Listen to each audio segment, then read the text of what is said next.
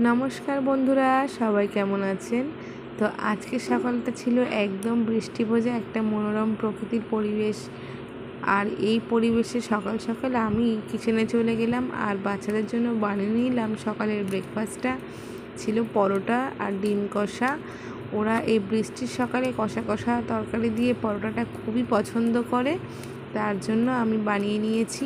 এরপর আমি বাগানে চলে এলাম আর উঠছিলাম একটা কালমেঘ গাছ। তো যথারীতি আমি অনেক খোঁজার পরে পেয়ে গেলাম গাছটি, আর দেখা মাত্রই আমি তার থেকে কিছু পাতা তুলে নিচ্ছি।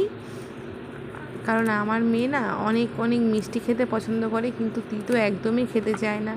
আমাদের শরীরে যেমন টক, ঝাল, নোনতা এগুলোরও প্রয়োজন আছে, তেমন তিতোরও প্রয়োজন। তো ও তো করলা করলে একদমই খায় না, তার জন্য আমি একটু কালমেঘ পাতার রস বের করে খাবো বলে তুলে নিয়ে আসছিলাম। আর এইখানে আমার শাশুড়ি মা দেখো দুটো লেবু তুলে আমার হাতে ধরিয়ে দিল।